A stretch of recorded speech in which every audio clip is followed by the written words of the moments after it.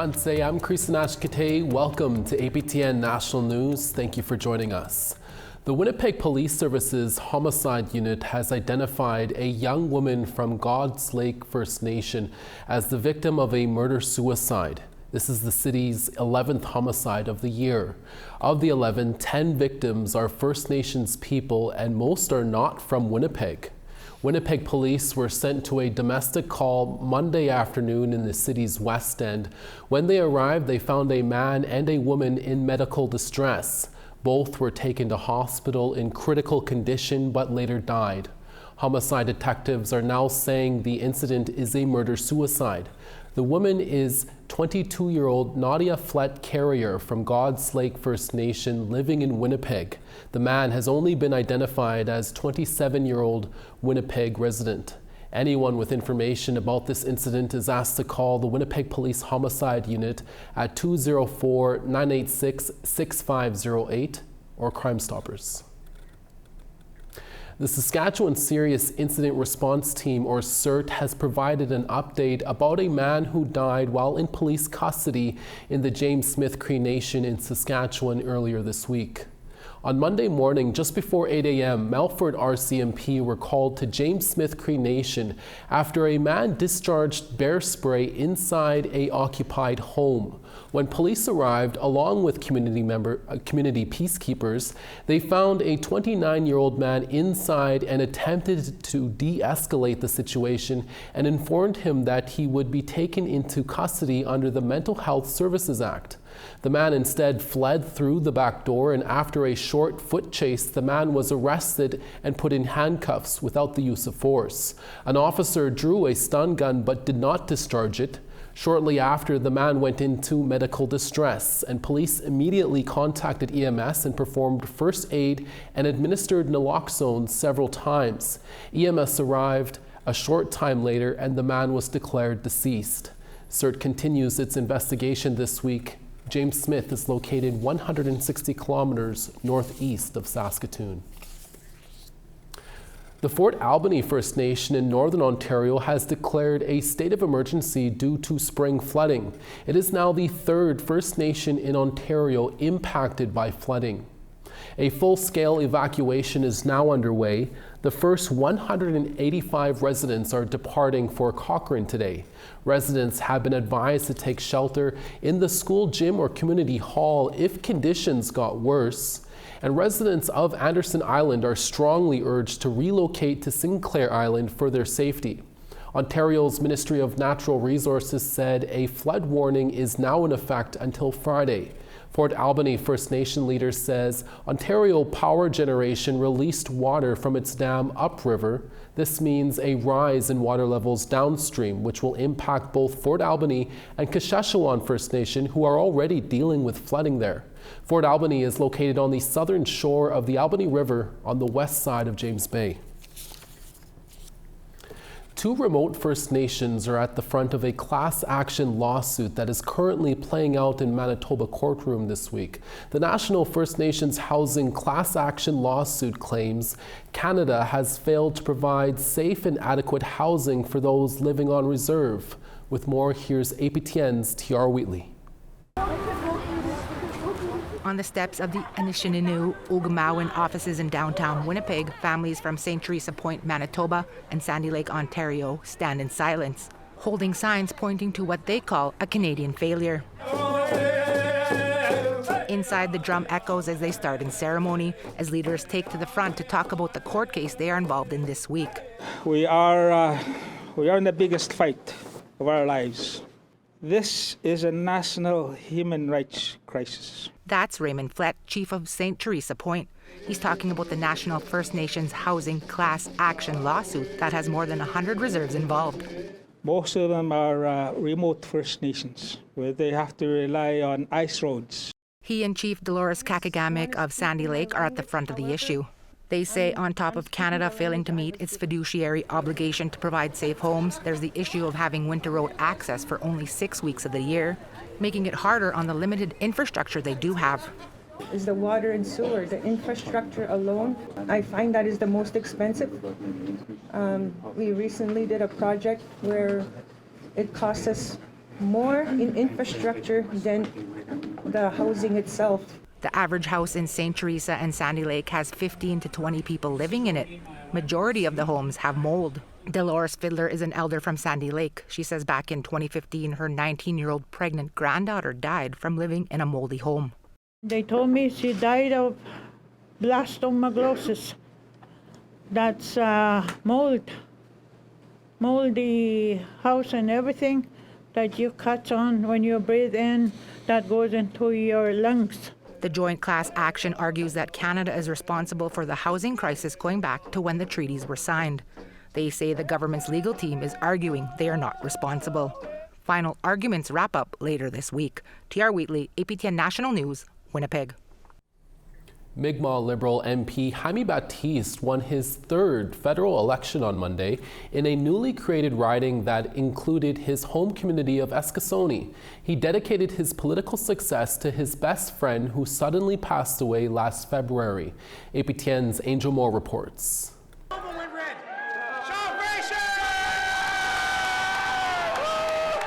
Eskasoni Chief Leroy Denny and Liberal MP Jaime Baptiste celebrate Baptiste's win at the Lakes at Benyon Golf Club and Resort, located in Unamagi, Migma for Cape Breton. Baptiste was elected to represent the people of the riding of Cape Breton, Canso, and Tigonish. Gwe, Waldasi, Delji Bugo Quen, Gisi Eleget, Gisi Alachtuijik vote, Minoal and Ludluwe, and Delji Walalio, Delji Galuk, Nagwa, Kiskuk, Walalia. Baptiste thanked Indigenous voters for their support and hopes more of them become involved in politics. But there was one person missing at the celebration. Baptiste's childhood best friend, Arnold Sillyboy, was also a part of Baptiste's political career. Sillyboy suddenly died from a massive heart attack a couple of months ago. I feel like he's here with me in spirit. I miss him greatly, but I know that he would have wanted me to keep going. And I'm proud to do this today, but I wouldn't be here without him. Baptiste is the first Mi'kmaq person elected to the House of Commons. In 2019, he was elected to represent the Sydney-Victoria riding and re-elected in 2021. Baptiste was in the lead all night, but this election was thought to be a tighter race, with Conservative candidate Alan McMaster being a well-known provincial politician. He was the provincial deputy minister and finance minister in 2021, but Baptiste got over 51% of the votes. Eskasoni Chief Leroy Denny believes the Mi'kmaq vote had an impact.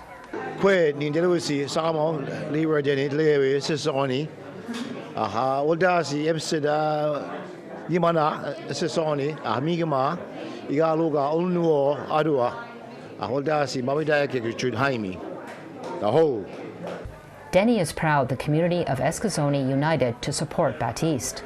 And I'm glad in our riding we had 5 communities. Many of them showed up. The Migma rocked the vote. As you know, many Indigenous communities across this land are, they showed up to vote and to be heard. Just in 1960, we just had our right to vote. Baptiste says he will focus on economic development and include Indigenous peoples. My job is to ensure that as one of the only First Nation voices who come from a First Nations reserve, that I'm always pushing the issues that we need to push forward and ensuring that not only am I representing Cape Breton, Canso, and Tigonish to the best of my abilities, but I'm also representing Indigenous communities. Angel Moore, APTN National News, Unamagi, Nova Scotia. Thank you, Angel. Time now for our Yellowknife video journalist Bruce Dela Cruz to tell us about who won in the election race in the Northwest Territories. People of the Northwest Territories have spoken, and the Liberal Party will be staying in power, with former Yellowknife Mayor Rebecca Alty leading the charge.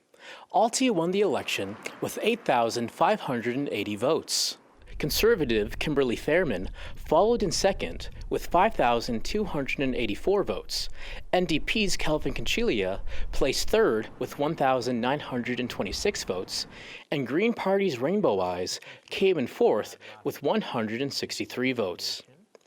Alty replaces longtime Liberal MP Michael McLeod, who had been in office since 2015 and did not seek re-election to spend more time with family. In our past conversations with Alti, she said when elected, she will work to address the ongoing drug crisis, settle land claims, and help Indigenous governments grow their own authority in the Northwest Territories. After the polls closed and the votes were counted, Alti posted a message on her campaign Facebook page. It read in part, "Politics can sometimes divide us, but I want to bring people together. No matter who you voted for, thank you for taking part in our democracy. As your new member of parliament, I can't wait to start working for you." After 36 days of campaigning, it looks like Alti's efforts have finally paid off. Now the Northwest Territories will look to her to have their voices heard in Parliament. Bruce de la Cruz, APTN National News, Yellowknife. An all-Indigenous flight crew recently took to the skies. That story when we come back. Stay with us.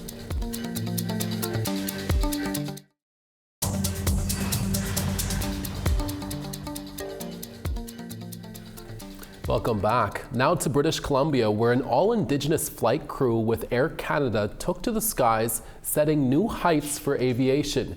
APTN's Tina House has this exclusive story.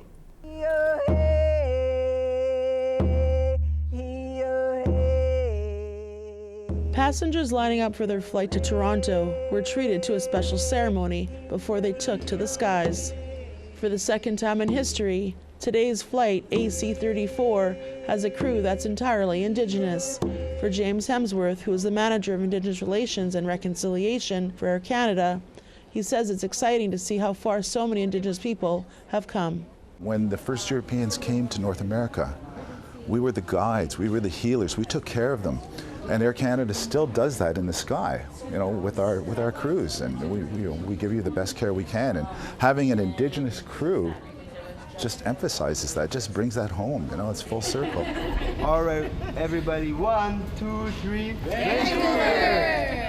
Everyone here is a veteran in their field, with some having been with the company for over 27 years.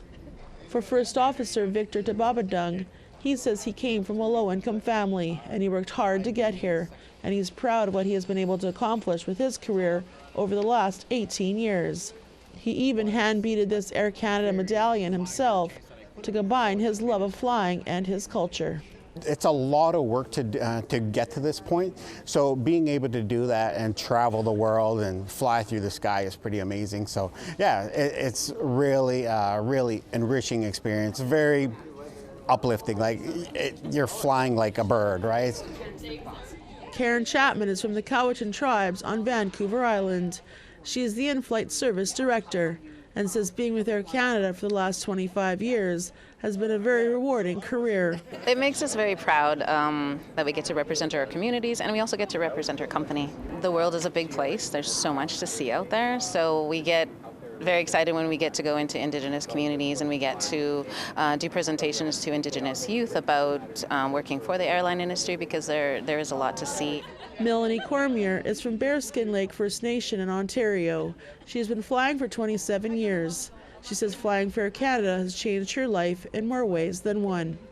I grew up in the North End in Winnipeg, and I never had dreams of aspiring to become a flight attendant. So for something like this to happen to someone who grew up,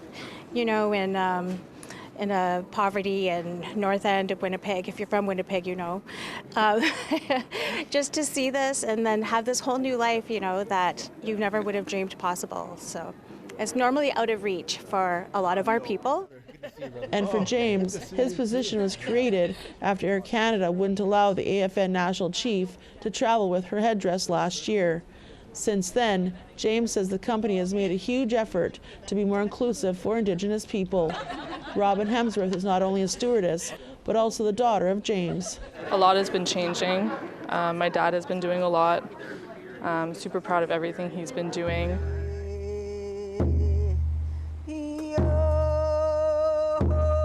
Members of the Musqueam Nation went on board the plane and drummed a song and brushed it off with cedar before flight AC-35 took off, bound for Toronto. Tina House, APTN National News, Vancouver. Great story, Tina. Thanks for that. It has become a late summer tradition in the city of Thunder Bay, and this year, the annual Wake the Giant Music Festival is back with what organizers are calling its most epic lineup yet. APTN's Mike McDonald reports.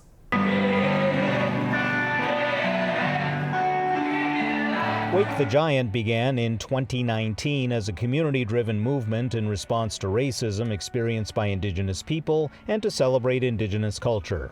Musical acts such as Third Eye Blind, Our Lady Peace, and Aqua have performed at past festivals. This year's event will be headlined by the Black Eyed Peas, with performances by Prozac, Neon Dreams, and Crystal Shawanda, to name a few. Since its inception, organizers say the festival has grown in popularity. The festival and the movement have been resoundingly positive. I think it's been received with open arms. I think that for as much of a bad name and reputation that Thunder Bay has, and oftentimes for good reason, I think there are a ton of very good people here with good hearts. It is about kind of waking the hearts and minds of the people in Thunder Bay and the region, and maybe Canada if we're lucky one day. Thunder Bay is home to Dennis Franklin Cromartie High School, a private school that hosts Indigenous students from across Ontario, including remote northern communities.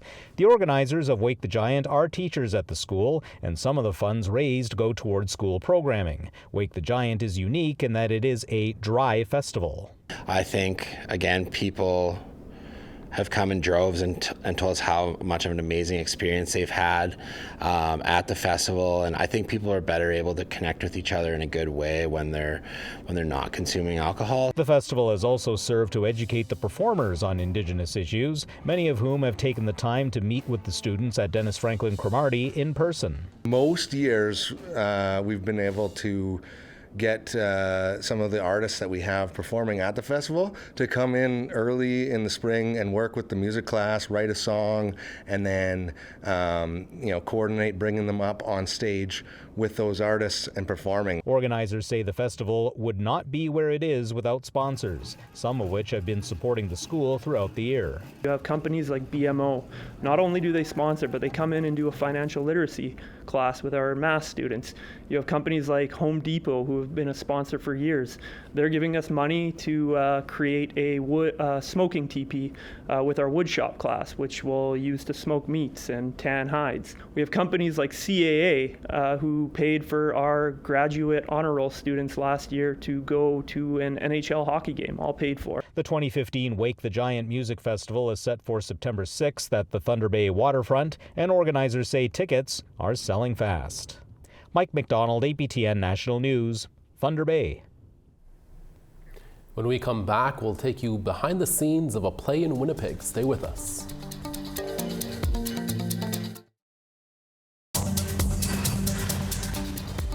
Welcome back. Time now for our photo of the day. There's a new sheriff in town, and 6-year-old Khaleesi has her spring hat on and is ready for a walk. Thanks to Jess Willard for sharing this lovely photo. How are you enjoying this spring weather? Show us with a picture and send it in to share@aptn.ca for the chance to be our next photo of the day. We got our weather back up and running. Here's tomorrow's weather forecast. Starting on the east, rain in St. John's at 5, sunny in Charlottetown at 8. Cartwright 5, the Grand River partly cloudy and 7. Saguenay 11 and sun, Quebec City rain and 12. Toronto 12, Peterborough rain and 14. Showers in Sudbury at 9, Sioux Lookout showers there as well and 8. Churchill -6 and sun, Thompson 2. Winnipeg 16, Gimli 13. Estevan 18, Regina 17 and rain. Stony Rapids 7 and sun, Buffalo Narrows 10. Sunny in Peace River at 21, Grand Prairie 23. 18 in Lethbridge, Calgary 19. Vancouver 15, Bella Coola 18. Sandspit 11, Smithers 17. Whitehorse 11, Beaver Creek rain and 14. Watii 1, Yellowknife 9. Tuktoyaktuk -7, Pawatuck -11. Whale Cove -10, Chesterfield -10. And Arctic Bay -8, Clyde River -10. A new play at Winnipeg's Royal Manitoba Theatre Centre is proving that all you need to tell a story is two men and an elevator. Sierra Benton's caught up with the cast and crew of Anishinaabe playwright David McLeod's Elevate, Menaji Idwin, to bring you a behind-the-scenes look. Anishinaabe theater director Herbie Barnes says he always tells his students, I often say, don't write a play in a car or in an elevator because it's too stuck, it's too static. but sometimes you have to break the rules.